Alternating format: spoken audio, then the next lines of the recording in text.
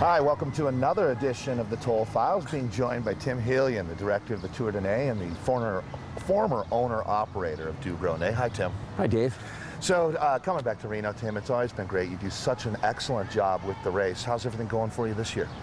It feels easy this year, Dave. Because of the no road race? Because of the no road race, Yeah. It's huge. It's so much work going through major cities at Lake Tahoe in the afternoon in a relatively busy season is just a big project. Yeah, we had a great opportunity yesterday. I know that you're kind of regathering here, regrouping, and you're planning on coming back next year. And we had a great opportunity to go up to North Star. Oh. That's very impressive what they're doing up there, isn't it? It's really exciting. It's really exciting to see people that are grasping the opportunity of the region and playing it into what it appears people in general are interested in, and that's being healthy and being outside and exploring opportunities of recreation that are accessible. And so they're just jumping on the cycling thing because it's on fire right now. Yeah, it really is. And so we were talking with Alex Candelario a little bit earlier today, and I have to imagine it does your heart good to see him moving to Reno. I think that this race has meant a lot to a lot of people, but tell me what it means to you. Well, it's a huge thing. It's my backyard, and so it's my heart, my passion. Mm-hmm. I had that great coffee house, which was sort of somewhat of a tribute to cycling by default, just because I'm a bike geek all these years. And then the race sort of spawned out of that, and since then it's gotten to a point where I really want to focus on that and didn't have time for the coffee house. But to put on this race and have people come here and acknowledge it for being great, it's so fun to do stuff that people think is cool. And then to have people like Alex Candelario, you know, he's a big shot, move to Reno because of the race. It's awesome. Or have people, I run into guys at Tahoe that are vacationing just by accident, running on a beach, and hey, Tim, you know, and it's Daniel Ramsey, and saying, hey man, I'm here with my family because I did Tour de Nez, I wanted to come back. Or even Trent Clausen a couple years ago was like, hey, can you hook me up with a real estate agent? He didn't end up moving here, but still, I mean, people thought about it. Yeah. Yeah. That's great. So, at what point did you really think that the race started to, like, on a national level? Because it sounds like initially it was more like a party in the backyard, Yeah, pretty it was. much. Yeah, it's grassroots, baby. And you've always kept that party aspect, and that's why Tour de Nez is the coolest bike race in America. I mean, I really do feel that. That doesn't mean it's the very, very best. I mean, when you look at the high-end stuff like the Tour de Georgia and Tour of California, Absolutely. even you love going to those races Oh, yeah. and even working at it. Yeah, I got to work on the moto at the Tour of California, and I was extremely humbled. It's it's cool. It's amazing. It's breathtaking in some manners, but it's very different. And so, exactly, it is very different. And the Tour de Nez is just such a strong, the culture of cycling, for lack of a better term, has always been involved in a part of this event. When did you really start to feel you had traction as a real NRC, like a race that made a difference in America? When did that kind of happen? I think it was about 4 or 5 years ago, and it happened, it was a great honor at the time to be selected for the NRC.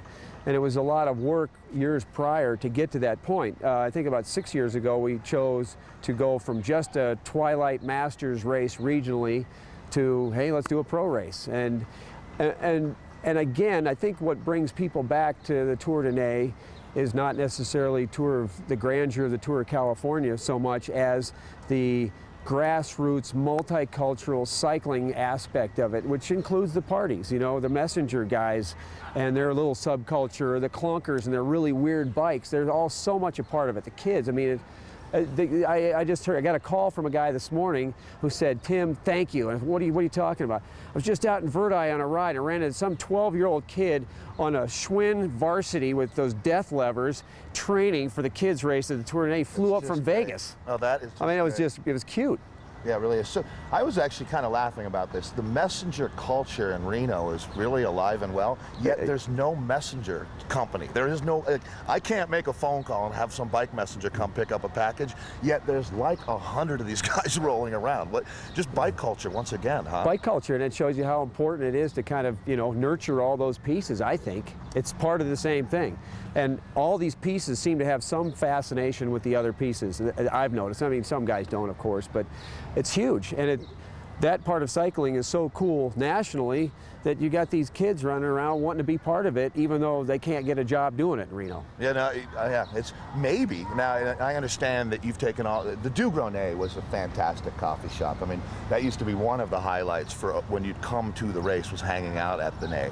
But all of the artifacts and mementos have been moved out to another new office that you've got. Maybe, you've met Chris Grealish from Denver Boulder Couriers. Yeah. Maybe you could run a little courier outfit out of that place. Maybe you don't need any more stress either, huh? You know, I'd love to do something like that. The layout of Reno makes it pretty difficult because it's really spread out. It's got that sort of homogenized Western sprawl in some aspects. It's very much got a heart to it, the downtown area and whatnot.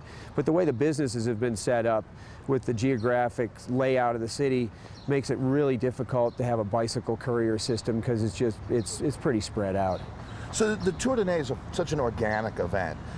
What do you see in the next 10 years from the race? I'm so excited. Yeah? I really am. I mean, and you saw part of it yesterday. I mean, the North Star. The region is grasping it and seeing the opportunity and the value of a significant cycling event.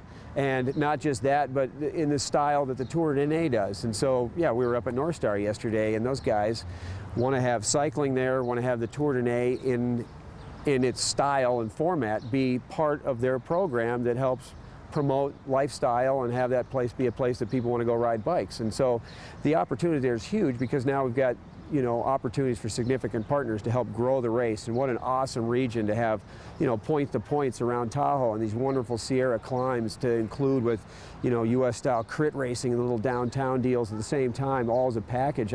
It's going to be huge. It's going to be really, really fun. Well, when you talk about partners, I think one of them, and we went and visited up in Fort Collins, the new Belgian brewery, a couple of years ago.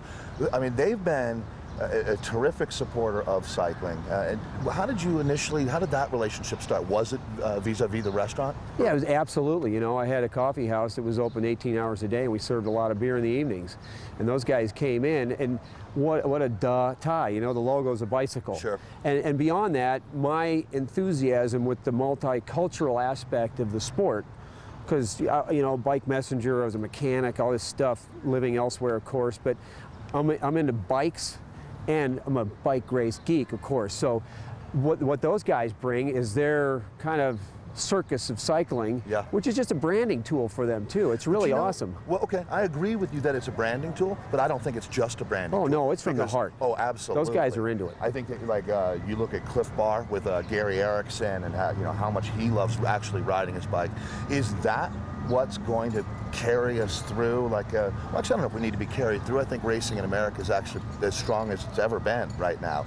But, you know, if you look at it, a race like the Amgen Tour of California, that's as good. It's apples and oranges comparing the Coors Classic to the Amgen Tour of California. Right. But Different certainly era. with that race there, you can say they're comparable at least. And then you add on top of that stuff like Redlands is still around and doing well. Oh, and it's growing, man. We had a great year. Sure, Tour de Georgia is really a premier event. You need to come out for that one. Yeah, I do. And then Tour of Missouri looks like it's all systems go. It not only looks like it's all systems go, they're going to have a great race. Well, they've this got the year as medalist machine. Those guys are the best at what they do. There's no question. Yeah. I mean, it's certainly. Do you look at someone like Medalist and, you know, sort of, you know, rather than reinventing the wheel on stuff, see how are they doing it? Absolutely. When I was working moto at the Tour of California, I wasn't able to do it this year, but last year, I mean, I was there with my spy camera, my notepad, my, you know, secret their little microphone, and what are they doing? As I said earlier, I was humbled, and there's so much to learn at being around other events. It's a very valuable tool for promoters to go to other events and see what they're doing. I mean, I used to joke I've never had an original thought in my life. So I don't know if anybody has. I don't know. So there's a lot of stuff to not just steal, but for everybody to share with each other. Sure. I think we have stuff to share at the Tour de Nay with other folks too, and the multicultural or festival party aspect of it, which is how it all started here. Sure. Well, I know that you have a good relationship with Nevada City Director Dwayne Strausser. Yes. And then, I mean, so I guess where I'm going to go with this, because you and David Laporte up from Nature Valley Grand Prix have been talking. Is it open source right now? I mean, as far as our promoters communicating with each other, or is it just sort of pockets of that? You know, I think it's almost similar to bike shops across the street from each other in a town. Sometimes they get along, sometimes There's they an don't. awesome opportunity for people to embrace each other and share what they've got going. And my experience in the U.S. so far is any promoter or director I've spoken with is really welcome their thoughts and their operations styles, formats, whatnot, to me or anybody else. I mean, I'm certainly the same way. What I've got, is available for sure. And so far, all the different promoters I've talked to or whatnot have just been really great to talk to, and don't seem to have a big ego issue. They want to grow the sport as well as anybody, and they've got one weekend, and they want to make sure the rest of the season is a great season also. You know, we all benefit. It's like that thing, you know, Yeah. if we can make that pie bigger, we all get bigger pieces. Instead of trying to make your piece bigger, let's make the pie bigger. Right, and I mean, I want to make my piece bigger. Yeah, well, Certainly, fair and enough. so does Dave Laporte, of course, Right. you know, and we're all doing great jobs, and I think we all complement each other in a big way. No, I would agree. So last question for you here, because I know you got to get back to work. Race coming up tonight up in Yeah, Truckee. we got a race tonight. I mean, we got to get we going. gotta go, man. But do you have riders that you'd like to see win the race? Is there But come on, Alex Candelario. That's- Yeah, you'd be come on, stoked man. He if he just wins. moved to town, man. It's awesome. Yeah, he's part of the crew almost. My Right on. awesome. You know, you asked me earlier what makes it easier. I've got an amazing crew. Oh, you have a Holy great cow, staff. man! And that's magic. I just get to a point where I sit back and talk to you, and those guys make this amazing thing happen. But Yeah. sure. I mean, Alex is our hometown favorite. When he won 2 years ago, he'd already somehow gotten into the club because we had some friends. He'd come around early and hang out at the Do, which was part of it back then, you know. And so, yeah, it'd be awesome to have Alex win flat out, you know. Of course, all these great athletes are coming. Tony Cruz will be here. Yeah. He used to live in Reno, you Tony know. Cruz coming back from a crash at Tour of Flanders. It's going to be, Yeah. you know, he's another guy that has brought a lot of spirit to this event, because Tony doesn't just come up by himself. He brings his entire family. Oh, yeah. And I mean, that guy always has a smile on his face. Yeah. What a great ambassador for Yeah. cycling. Well, his daughter was a podium girl with my daughter a couple years ago. It was really After fun. they got done doing the kids race. Yeah. Yeah, that's what it's Alexi all was about, up there man. handing their dad in fact, last year, remember, Tony crashed and couldn't get to the podium in time, and you had his kids up there receiving his things. Yeah. That was funny.